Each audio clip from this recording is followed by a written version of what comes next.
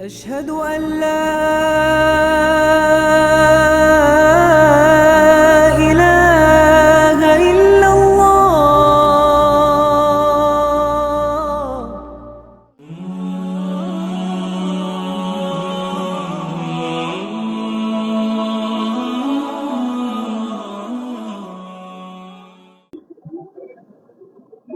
السلام عليكم ورحمة الله وبركاته. وعليكم السلام ورحمة الله.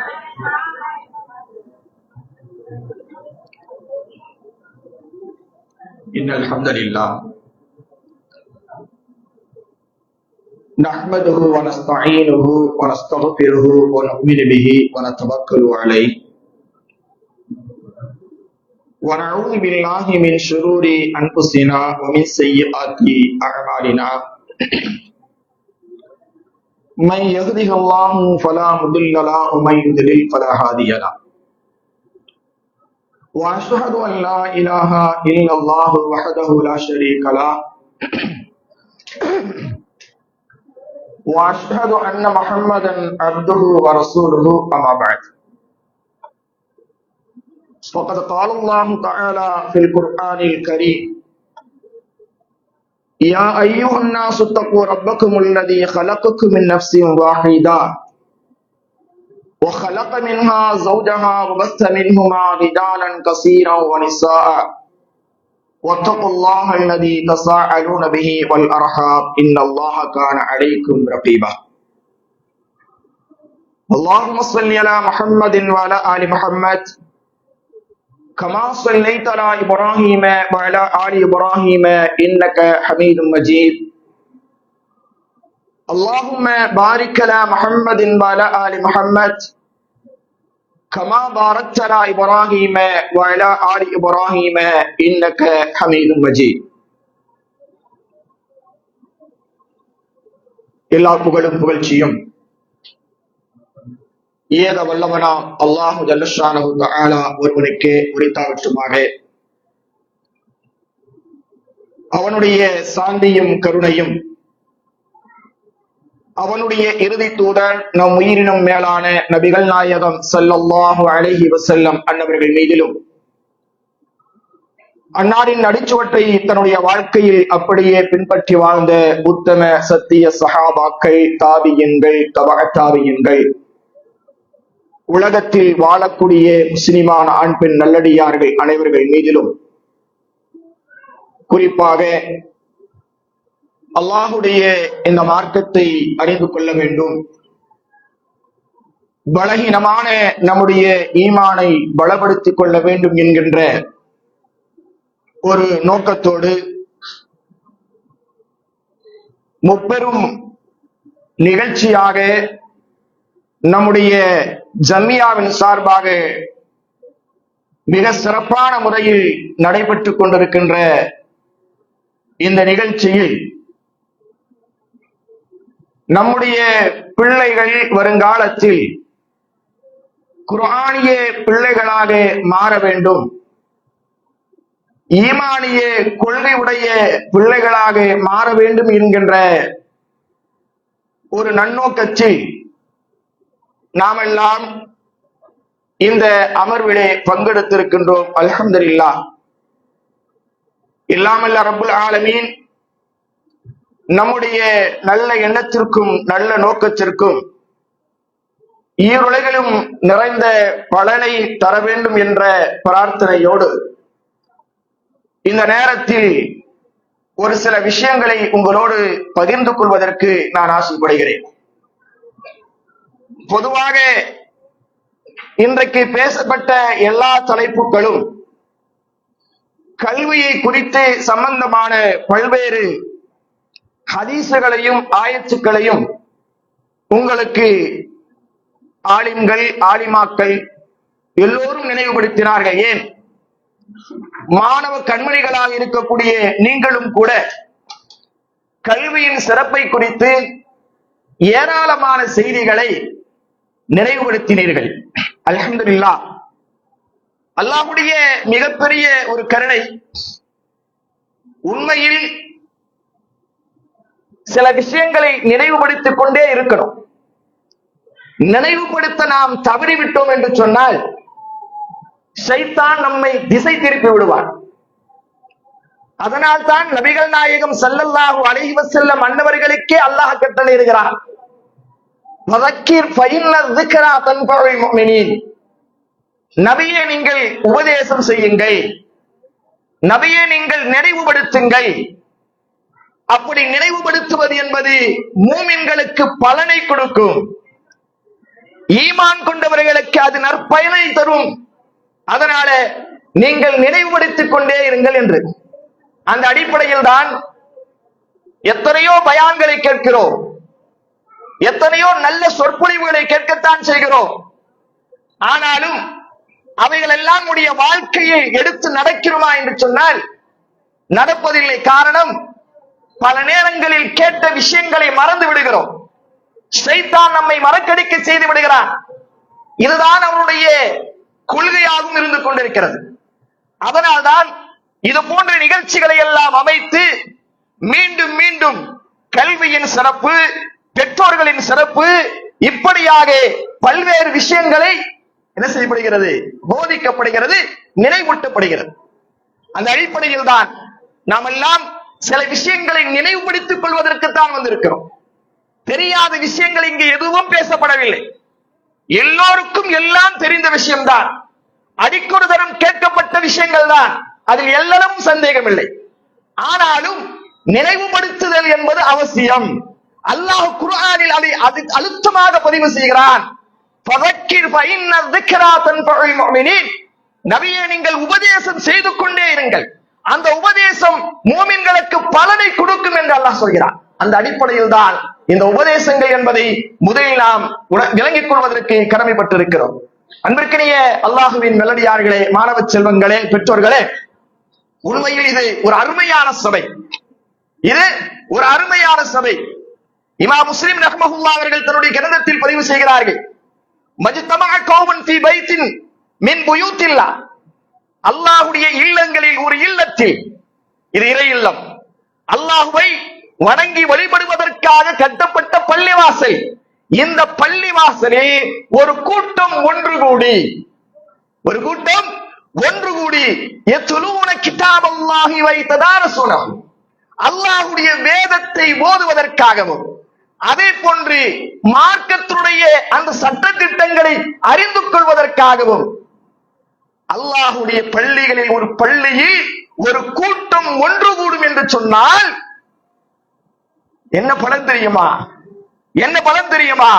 அல்லாஹ்வுடைய தூதர் சொல்கிறார்கள், இல்லா நஸலத் அலைஹிமுஸ் ஸகீனா, அல்லாஹ்வுடைய ஸகீனத், அல்லாஹ்வுடைய அமைதி அவர்கள் மீது இறங்குகிறது என்றார்கள் அல்லாஹ்வுடைய தூதர் ரசூலுல்லாஹி ஸல்லல்லாஹு அலைஹி வஸல்லம். அப்படிப்பட்ட அற்புதமான சபை சகோதரிகளே, அப்படிப்பட்ட அருமையான சபை இந்த சபை.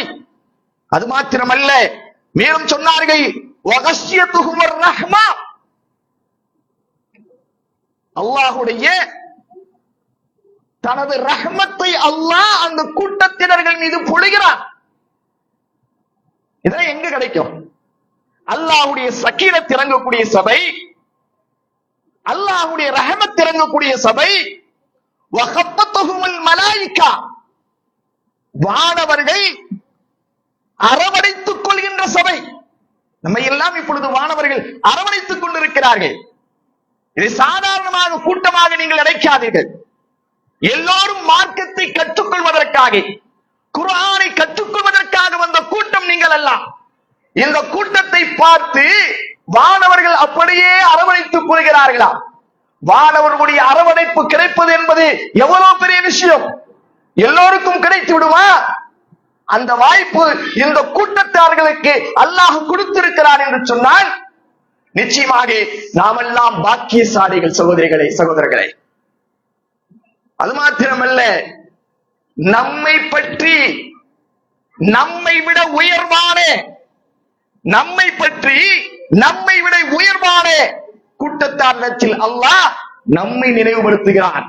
யாரிடத்தில்? மலக்குமார்களிடத்தில் நம்மை பற்றி பேசுகிறான். பாருங்கள், இந்த கூட்டத்தை பாருங்கள், என்னை பற்றியும் என்னுடைய தூதரை பற்றியும் என்னுடைய வேதத்தை பற்றியும் பேசக்கூடிய இந்த கூட்டத்தை பாருங்கள். இவர்களையா நீங்கள் படைக்க வேண்டாம் என்று ஆட்சேபனை தெரிவித்தீர்கள்? இதோ அமர்ந்திருக்கிறார்களே இந்த கூட்டம் பாருங்கள் என்று அல்லாஹ் ரப்பல் ஆலமீன் மலக்குகளிடத்திலே பிரஸ்தாபிக்கிறான் என்று சொன்னால் எவ்வளவு அற்புதமான கூட்டம் இந்த கூட்டம், எவ்வளவு அருமையான சபை இந்த சபை, எவ்வளவு பாக்கியம் நிறைந்த சபை என்பதை நாம நினைவு கூர்ந்து இது போன்ற சபைகளில் பங்கேற்கக்கூடிய வாய்ப்பு நமக்கு கிடைக்கும் என்று சொன்னால் அதை ஒருபொழுதும் நீங்கள் தவற விட்டு விடாதீர்கள். இதுதான் நான் இங்க சொல்ல வேண்டிய மிக முக்கியமான விஷயம். எல்லாருக்கும் அந்த பாக்கியம் கிடைக்கிறது இல்ல. அல்லாஹ் நமக்கு கொடுத்திருக்கிறான் என்று சொன்னால் அந்த பாக்கியத்தை நாம பயன்படுத்திக்கிறோம். இது முதல் விஷயமாக உங்களுடைய ஆழ்மனதில் அழுத்தமாக பதிய வைத்துக் கொள்ளுங்கள். அடுத்ததாக இன்றைக்கெல்லாம் மாணவ மாணவிகள், அந்த மாணவ மாணவிகளுடைய பெற்றோர்கள் எல்லோரும் திரளாக வந்திருக்கிறீர்கள். என்ன காரணம்? என் பிள்ளை, நான் பெற்றெடுத்த பிள்ளை, அவன் ஒரு மார்க்க கல்வி உடையவனாக ஆக வேண்டும் என்கின்ற அந்த அக்கறை உணர்வோடுதான் நீங்கள் எல்லாம் இந்த இடத்திலே பங்கேற்றிருக்கிறீர்கள். அன்பானவர்களே, இந்த நேரத்தில் ஒரு சில விஷயங்களை உங்களோடு நான் பகிர்ந்து கொள்வதற்கு கடமைப்பட்டிருக்கிறேன்.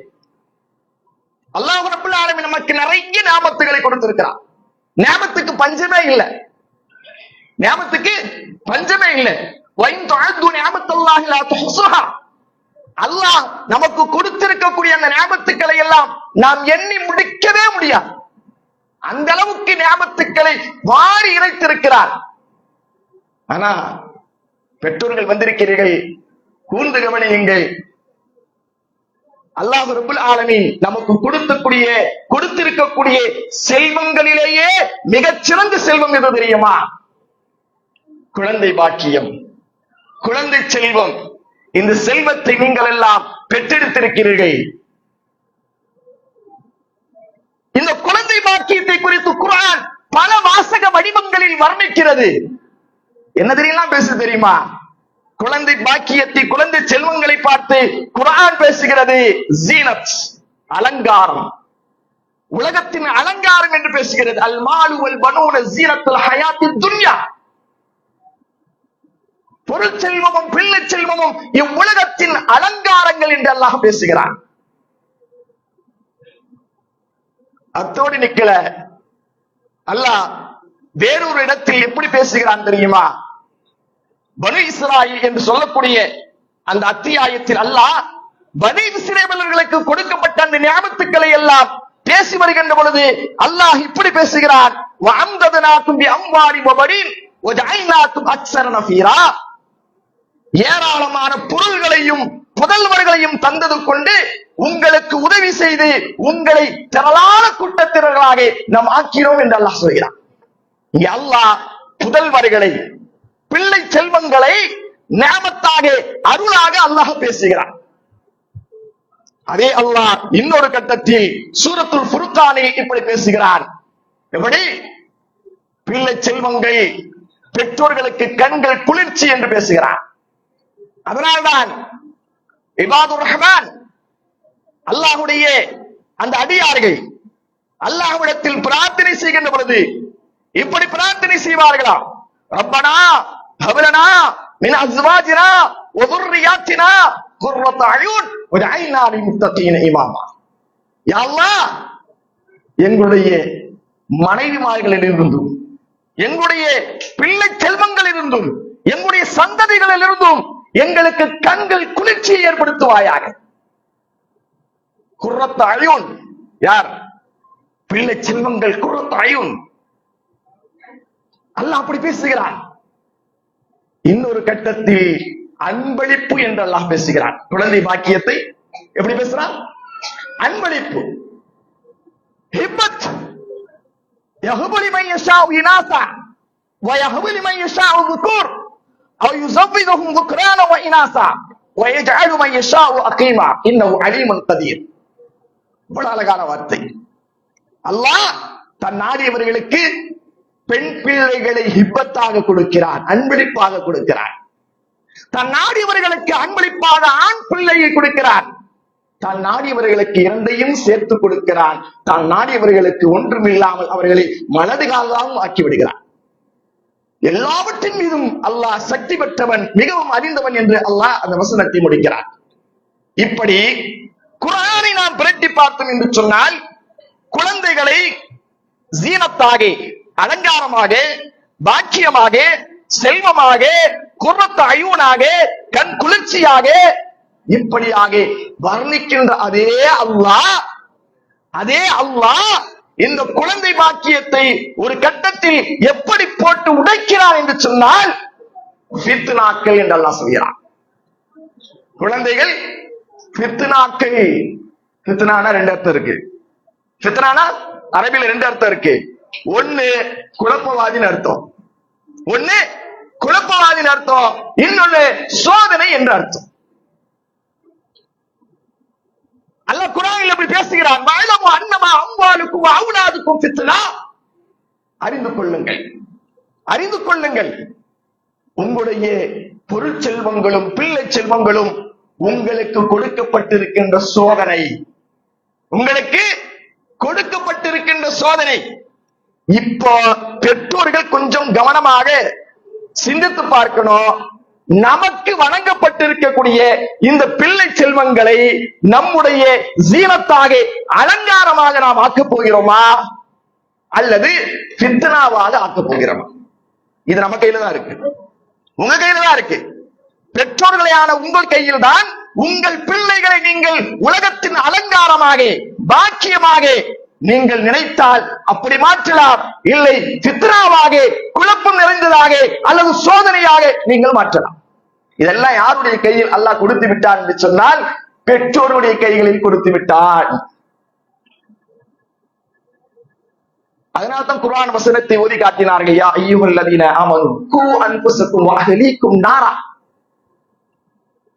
ஈமான் கொண்டவர்களே, உங்களையும் உங்கள் குடும்பத்தாரையும் நரக நெருப்பில் இருந்து நீங்கள் பாதுகாத்துக் கொள்ளுங்கள். உங்களை மட்டும் பாதுகாத்தா போதாது, நீங்கள் பெற்றெடுத்த பிள்ளைகளையும் பாதுகாக்க வேண்டும் நரக நெருப்பில் இருந்து. அது உங்கள் மீது கடமை, அது உங்கள் மீது கடமை. அதைத்தான் அல்லாஹ் ரப்பல் ஆலமீன் சொல்லி காட்டுகிறான். அன்பிற்கினியே எல்லாம் அல்ல அல்லாஹ்வின் நல்லடியார்களே, இன்னைக்கு என்ன பிரச்சனைனா, பெற்றோர்கள்ட்ட இருக்கிற பிரச்சனை, பிள்ளைகளுக்கு எல்லாவற்றையும் தந்து விட்டார்கள். எனக்கு கிடைக்காத ஒன்று, நான் அனுபவிக்காத ஒன்று, என் தாய் தந்தை எனக்கு கொடுக்காத ஒன்று என் பிள்ளைக்கு கிடைக்காமல் இருக்கக்கூடாது. அப்படிதான் நினைக்கிறோம்.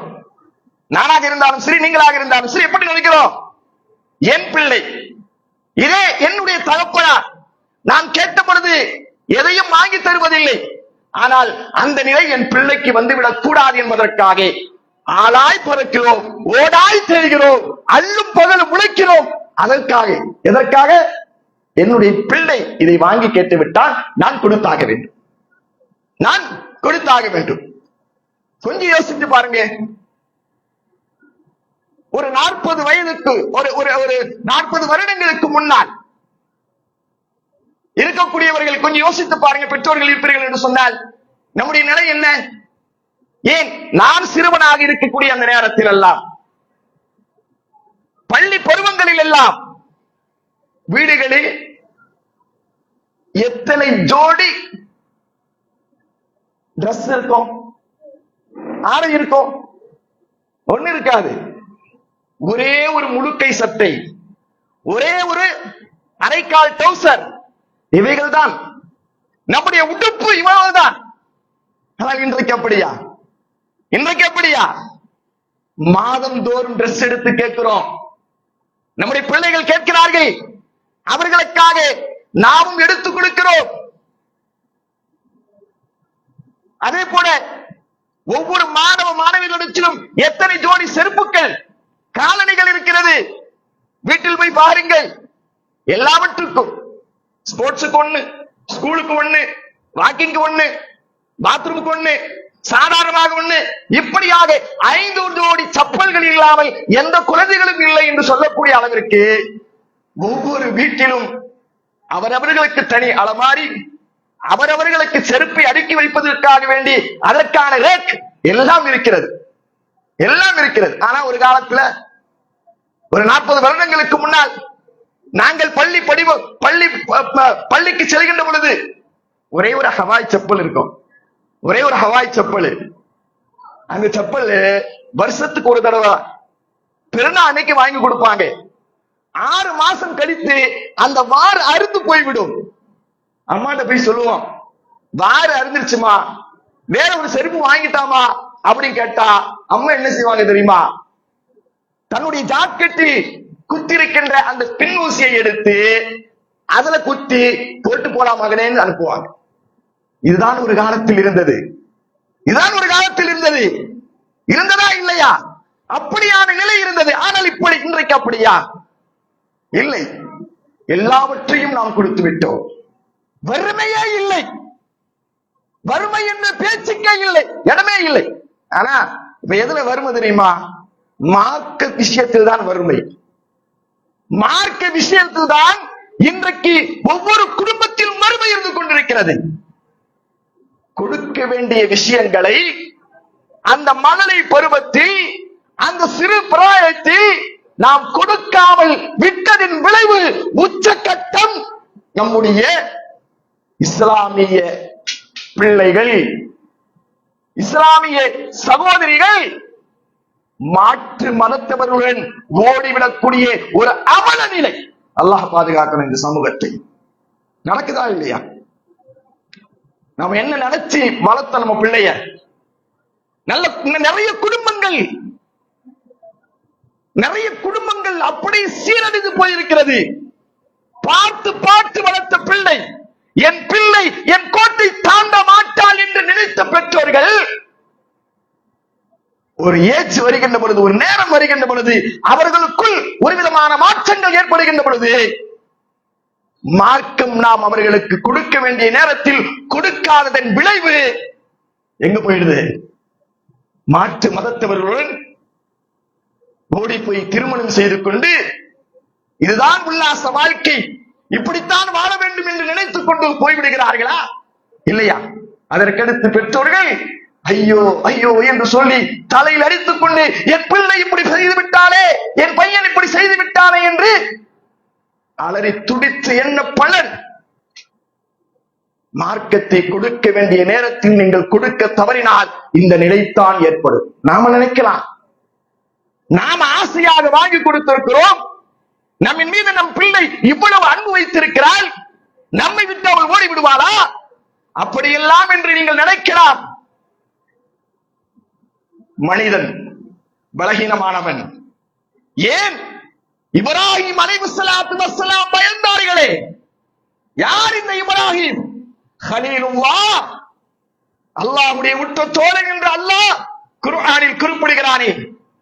அவர்களை குறித்து அல்லாஹ் பேசுகின்ற பொழுது அல்லாஹ் ஒரு வார்த்தையை சொல்லுவான், வமா கான மினல் முஷ்ரிகீன், அவர் இணை வைக்கக்கூடியவர்கள் என்று உள்ளவர் அல்ல.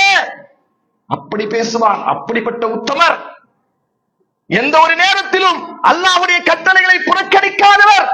வைரிபுத்தலா இப்ராஹிம் ரப்பஹு பிகலிமாத்தின் ஃபஅதம்மஹுன், அல்லாஹ் சொல்கிறான். எவ்வளவு சோதனைகளை வைத்தோம், எல்லா சோதனைகளும் வெற்றி பெற்ற ஒரு தோழர், வெற்றி பெற்ற ஒரு நபி. அப்படிப்பட்ட அந்த நபி அல்லாஹ் குர்ஆனில் அவர்களை குறித்து பேசுகின்ற பொழுது ஹனீஃபன் முஸ்லிமா என்று பேசுகிறார்.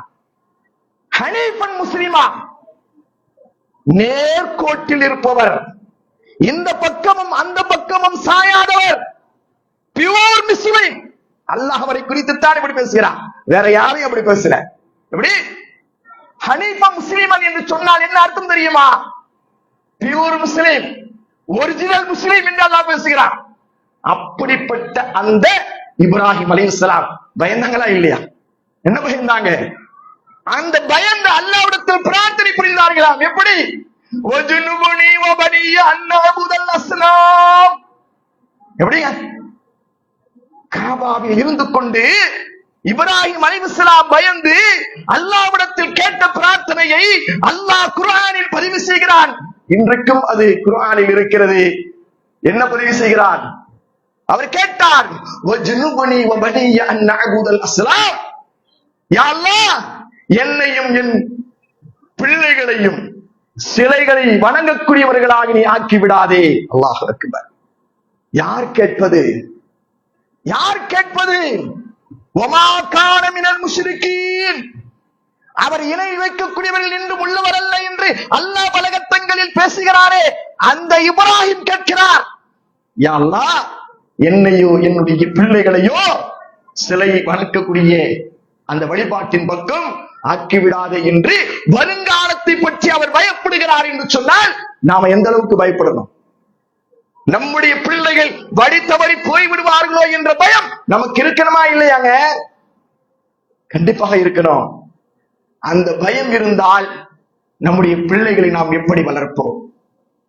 நம்முடைய பிள்ளைகளை நாம் எப்படி வளர்ப்போம்? கண்ணியத்திற்குரிய அல்லாஹ்வின் நல்லடியார்களே, கொஞ்சம் யோசித்து பார்ப்பதற்கு நாம் கடமைப்பட்டிருக்கிறோம். குழந்தைகளை பெற்றெடுப்பது என்பது உண்மையில் சிரமத்திற்குரிய காரியம்தான். குழந்தைகளை பெற்றெடுப்பது என்பது உண்மையில் சிரமத்திற்குரிய காரியம்தான். குர்ஆனில் அல்லாஹ் அதை பதிவும் செய்கிறான். ஹமலத்துஹு உம்முஹு வஹனன் அலா வஹன். அவள் சிரமத்திற்கு மேல் சிரமப்பட்டுத்தான் பிள்ளையை பெற்றெடுக்கிறாள் என்று அல்லாஹ் பேசுகிறான். ஆனா இன்னைக்கு பிள்ளையை பெற்றெடுப்பது பெரிய சிரமமான காரியம் அல்ல. பெற்றெடுத்த பிள்ளைகளை நல்ல முறையில் வளர்த்து வார்த்தெடுப்பது இருக்கிறதே, அதுதான் இன்றைய நவீன யுகத்தில் மிகப்பெரிய சவாலாக இருந்து கொண்டிருக்கிறது. அதுல ஜெயிச்சிட்டீங்கன்னா மறுமையில ஜெயிச்சிட்டீங்க. இமாம் இப்னு கைம் ரஹ்மத்துல்லாஹ் சொல்லுவார்கள், நாளை மறுமையில் அல்லாஹ் ஒருவனை விசாரிக்கின்ற பொழுது அவன் விசாரிக்கப்படுவதற்கு முன்னால் அவனுடைய பெற்றோர்களை அழைத்துத்தான் அல்லாஹ் விசாரிப்பான். அதிகமானவர்கள் தோல்வி அடைவதற்கு காரணம் அவருடைய பெற்றோர்களே காரணமாக இருக்கிறார்கள் என்று இமாம் இப்னு கைம் ரஹ்மத்துல்லாஹ் அவர்கள் கூறுவார்கள். அன்பிற்கினியவர்களே, அப்படியானால் நாம் எந்த நிலையில் இருக்கிறோம் என்பதை கொஞ்சம் யோசித்து பார்ப்பதற்கு கடமைப்பட்டிருக்கிறோம். நாம் எல்லாம் நினைக்கிறோம், எல்லோருக்கும் ஒரு ஆர்வம் இருக்கிறது, ஆசை இருக்கிறது. சமூக தலைவர்களுக்கெல்லாம் ஆசை இருக்கிறது, நம்முடைய சமூகம் சிறந்த தலைமுறைகளை உருவாக்க வேண்டும் என்று ஆசை வரணும். ஆனா அதற்கான உழைப்பு உங்கள்கிட்ட இருக்கணும். உண்மையில் ஒரு சிறந்த தலைமுறைகள் தான், அந்த சிறந்த தலைமுறைகளை நாம் உருவாக்கினால் மட்டும்தான் எதிர்கால தலைமுறையினர் மிக ஆளுமை பெற்ற தலைமுறையினராக உருவாகுவார்கள். அதுல நாம கொஞ்சம் கவனத்தை செலுத்தணும். ஏன்னா இன்றைக்கெல்லாம் எப்படி மாறி போய்விட்டது, உலகம் எப்படி மாறி போய்விட்டது. ஒரு 20-25 ஆண்டுகளுக்கு முன்னால் உண்டான வாழ்க்கை இன்றைக்கு இருக்கிறதா? இல்லை. கல்வி, கலாச்சாரம், பண்பாடு, சூழல் எல்லாம் மாசுபட்டு கிடக்கக்கூடிய ஒரு கால சூழ்நிலையில் தான் நாம் எல்லாம் வாழ்ந்து கொண்டிருக்கிறோம். அநாகரிகங்கள் எல்லாம் நாகரிகமாக இன்றைக்கு பார்க்கப்படுகிறது. பாவங்கள் எல்லாம் இன்றைக்கு நன்மைகளாக கருதப்படுகிறது. அலட்சியங்கள் எல்லாம் இன்றைக்கு ஆரோக்கியமாக பார்க்கப்படுகிறது. ஒழுக்க சீர்கேடுகள் எல்லாம் இன்றைக்கு உயர்ந்த பண்பாடுகளாக பார்க்கப்படுகிறது, இல்லையா?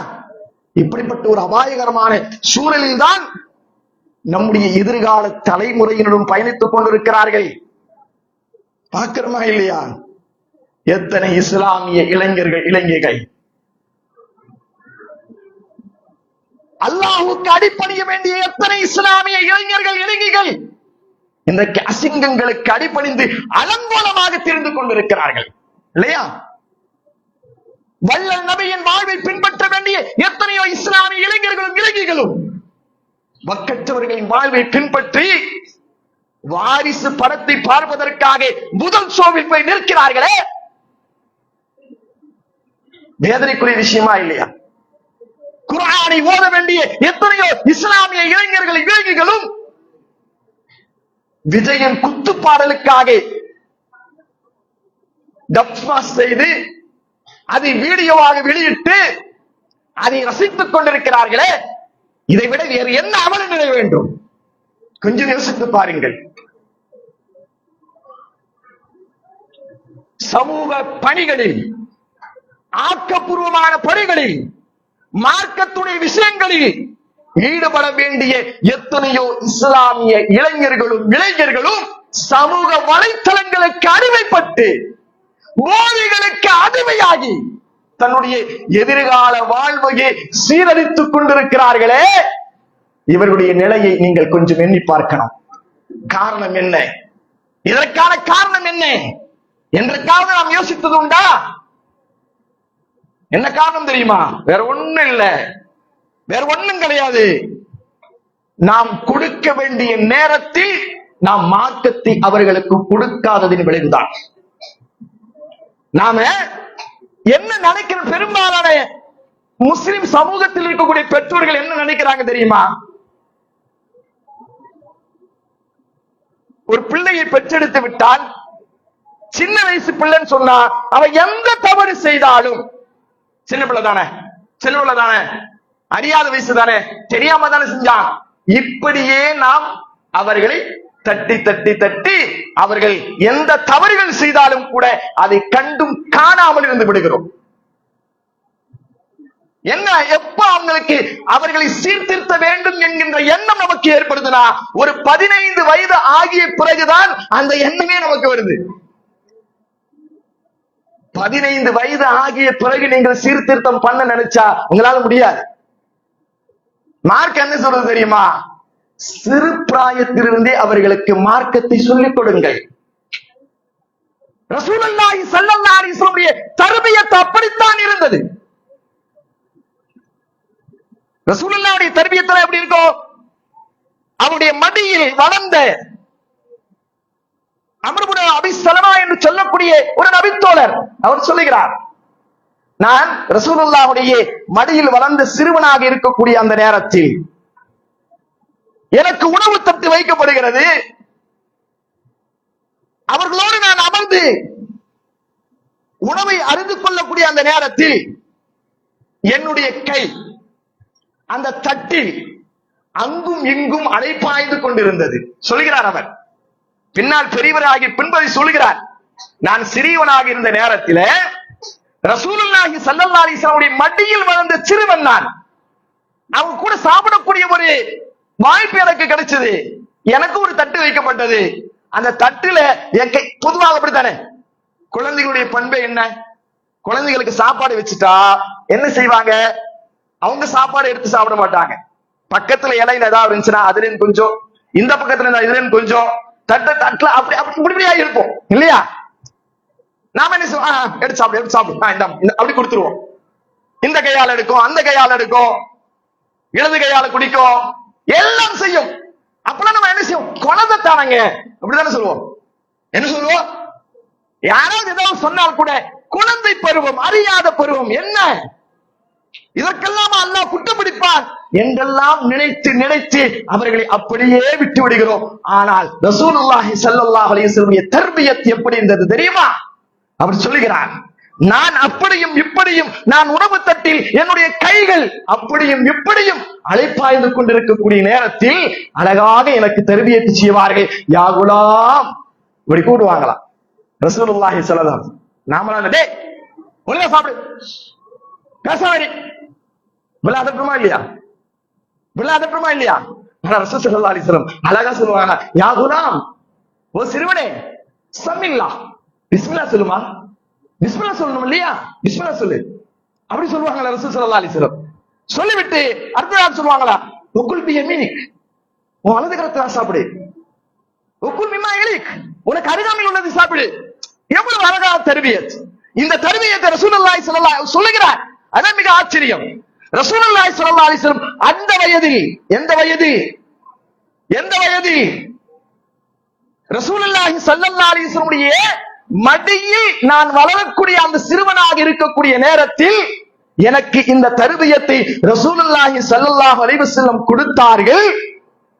அதற்கு பிறகு அவர் சொல்கிறார், அதற்கு பிறகு ஃபமா ஸாலத் தில்க தஅமத்தி பஅது, அதற்கு பின்னால் நான் உணவு உட்கொள்ளும் முறை அதுவாகவே மாறிவிட்டது. அதான் சின்ன வயசுல நாம பதியக்கூடிய அந்த பதிவு பசுமரத்தாணியை போல அப்படியே போய் உட்காருவாங்க, அப்படியே உட்கார்ந்துச்சு எனக்குன்றாரு. அதற்கு பிறகு நான் எப்பொழுதும் எந்த நேரத்திலும் என்னுடைய வலது கரத்தினால் உண்டது கிடையாது, குடித்தது கிடையாது, என்னுடைய இடது கரத்தினால் உண்டது கிடையாது, குடித்தது கிடையாது, பிஸ்மில்லா சொல்லாமல் சாப்பிட்டது இல்லை. அதுதான் சொல்றாங்க, என்னுடைய அந்த உணவை உட்கொள்ளக்கூடிய முறை ரசூலுல்லாஹி ஸல்லல்லாஹு அலைஹி வஸல்லம் எப்படி எனக்கு தர்பியத் செய்தார்களோ அதே முறையில் நான் என்ன செஞ்சேன், என்னுடைய பழக்கமாக. இன்றைக்கு பாருங்கள், இன்றைக்கு நிறைய இளைஞர்கள் ஒரு கல்யாண வீட்டுக்கு போயிட்டா அல்லது ஒரு சபையில நம்ம பார்ப்போம், என்ன செய்வாங்கன்னு சொன்னா வெஸ்டர்ன் கலாச்சாரம் அவங்களுக்கு மத்தியில் அப்படியே ஒட்டி கொண்டது. சாப்பிடுவார்கள், வலது கையினால் சாப்பிடுவார்கள், ஆனால் குடிக்கின்ற பொழுது இடது கையினால் எடுத்து என்ன செய்வாங்க, குடிப்பாங்க, தண்ணீரை அருந்துவார்கள். அப்ப கூட நம்ம சொல்லுவோம் வலது கை மாத்தீங்க. ஆனால் அந்த நேரத்தில் அவர்கள் நாம் சொல்வதற்காக மாற்றிக்கொள்வார்களே தவிர அடுத்த சபைக்கு போனாலும் அதையே தான் செய்வார்கள். இதுதான் நிலை. காரணம் என்ன? சின்ன வயசுல அவங்க படிக்கல. இப்ப சொல்லும் பொழுது அந்த நேரத்திற்கு அவர்களுக்கு பயனளிக்கிறது, ஆனால் வாழ்க்கையில் அவர்களுக்கு பயனளிப்பதில்லை. அப்ப வாழ்க்கையில் பயனளிக்க வேண்டும் என்று சொன்னால் நாம சிறு குழந்தைகளாக இருக்கின்ற பொழுது நம்முடைய பிள்ளைகள் சிறு குழந்தைகளாக இருக்கின்ற பொழுது அவர்களுக்கு ஊட்ட வேண்டிய மார்க்க அறிவை ஊட்ட வேண்டும். எந்த அளவுக்கு இஸ்லாம் சொல்றது தெரியுமா? இந்த பணி நம்முடைய பிள்ளைகளை சரியான பிள்ளைகளாக வளர்க்கக்கூடிய அந்த பணி எப்பொழுதிருந்து பெற்றோர்களுக்கு துவங்கி விடுகிறது என்று சொன்னால் புதுமண தம்பதிகளாக இருக்கக்கூடிய அன்றைய தருணத்திலிருந்தே துவங்கி விடுகிறது. அதனால்தான் மார்க்கம் இப்படி சொல்லும், எப்பொழுதெல்லாம் நீங்கள் உங்கள் மனைவியிடத்தில் கூடுகிறீர்களோ, அதன் மூலமாக குழந்தை பெற்றுக் கொள்ள வேண்டும் என்று நீங்கள் நாடுகிறீர்களோ, அப்பொழுதெல்லாம் ஒரு துவாவை ஓதிவிட்டு நீங்கள் செல்லுங்கள். அப்படி ஓதினால் சைத்தான் அந்த குழந்தையை தீண்ட மாட்டான். அதன் மூலமாக பெற்றெடுக்கின்ற அந்த உறவின் மூலமாக அல்லாஹ் கொடுத்த அந்த பாக்கியத்தை சைத்தான் தீண்ட மாட்டான். பிஸ்மில்லாஹ் என்று சொல்லிவிட்டு அல்லாஹும்ம ஜன்னிபன ஷைத்தானே வ ஜன்னிபி ஷைத்தான மா ரஸக்தனா என்றைக்கு ஓதி இருக்கிறோம்? நாம் என்றைக்கு ஓதி இருக்கிறோம்? துஆக்களில் சொல்ல சொன்னால் சொல்லிவிடுவோம். ஆனால் அந்த தாம்பத்தியத்தில் ஈடுபடுகின்ற பொழுது பெற்றோர்களாகிய நாம் இந்த சிந்தனையோடு எனக்கு பிறக்கக்கூடிய அந்த குழந்தை ஷைத்தானால் தீண்டப்படாத குழந்தையாக வர வேண்டும் என்கின்ற அந்த ஆசையோடு உணர்வோடு நாம் தாம்பத்திய வாழ்க்கையில் ஈடுபடுகிறோமா? ஆனால் மார்க்கம் சொல்லுகிறது, உங்களுடைய பிள்ளைகளின் எதிர்காலத்தை நிலைத்து உங்கள் பணி எப்பொழுது துவங்குகிறது தெரியுமா? உங்களுடைய பணி எப்பொழுது துவங்குகிறது தெரியுமா? எப்பொழுது? தாம்பத்திய வாழ்க்கையில் ஈடுபடக்கூடிய அந்த நேரத்திலேயே துவங்குகிறது என்று சொன்னால் நம்ம என்ன செய்யணும்? அப்ப அங்கேயே மார்க்கம் அப்படித்தான் ஊட்டுகிறது. அல்லாஹும்ம ஜன்னிபன ஷைத்தான வ ஜன்னிப ஷைத்தான மா ரஸக்தனா, யா அல்லாஹ், இறைவா, ஷைத்தானிடமிருந்து எங்களை காப்பாயாக.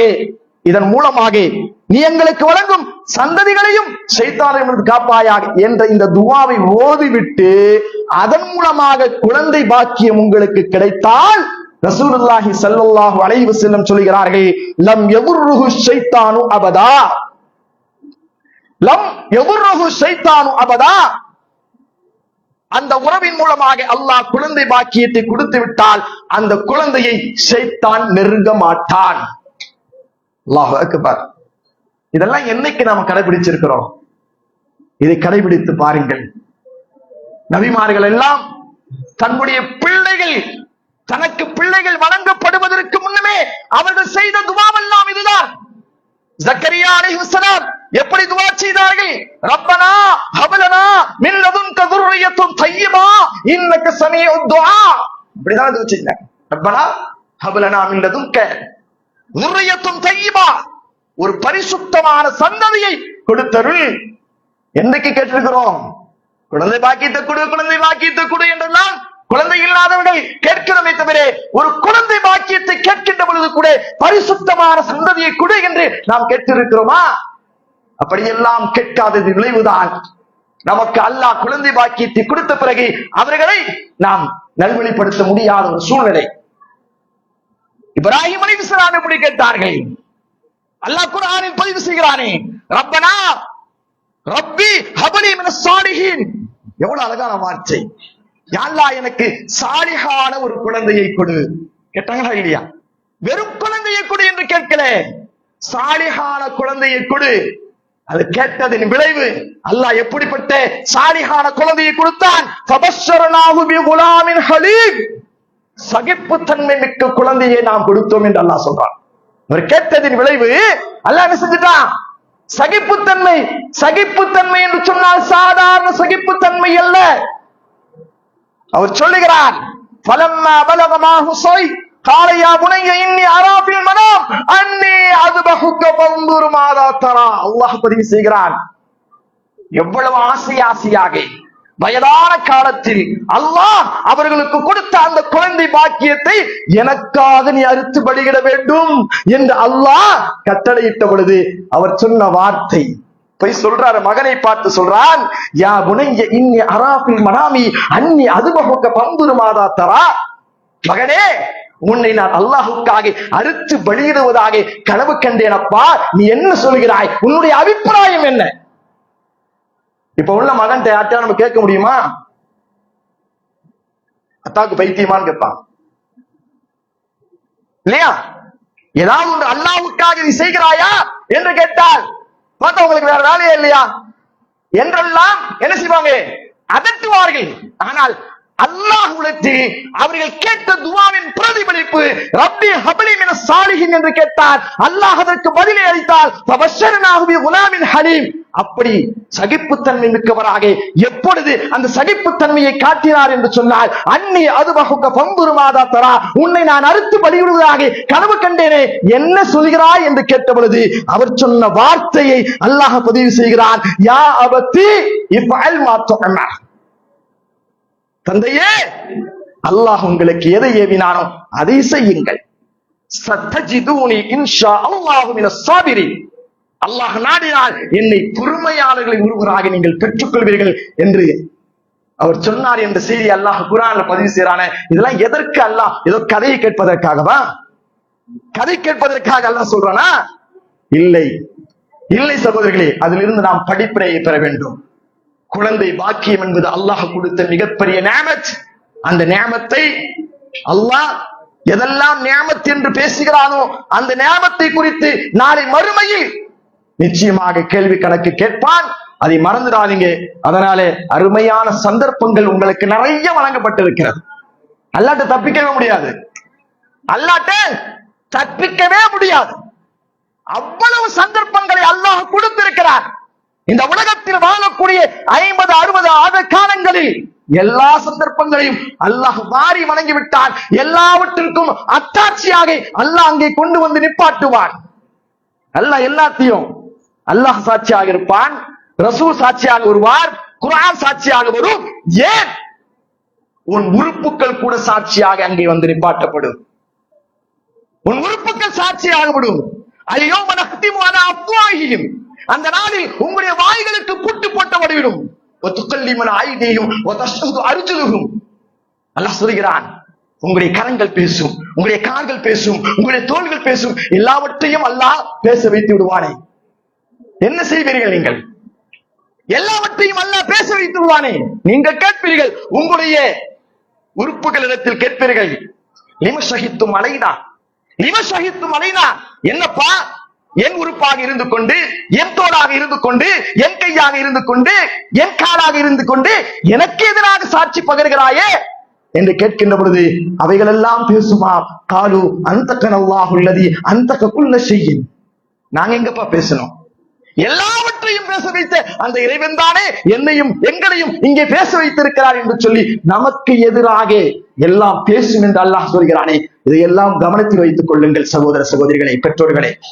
வைத்துக் கொண்டு நம்முடைய பிள்ளைகள் அல்லாஹ் நமக்கு நியாமத்தாக கொடுத்திருக்கின்றான். அந்த நியாமத்தை நல்ல முறையில் நாம் பயன்படுத்திக் கொள்ள வேண்டும். இது போன்ற வாய்ப்புகள் நமக்கு அல்லாஹ் மிகப்பெரிய ஒரு நியாமத்தாக கொடுத்திருக்கிறான். அந்த வாய்ப்புகளை நல்ல முறையில் பயன்படுத்திக் கொள்ளுங்கள் என்று இந்த தருணத்தில் விரும்பி கேட்டுக்கொண்டவனாக வாய்ப்பளித்தமைக்கு நன்றி கூறி விடைபெறுகின்றேன். வாஹிரு தஅவானா அல்ஹம்துலில்லாஹி ரப்பில் ஆலமீன்.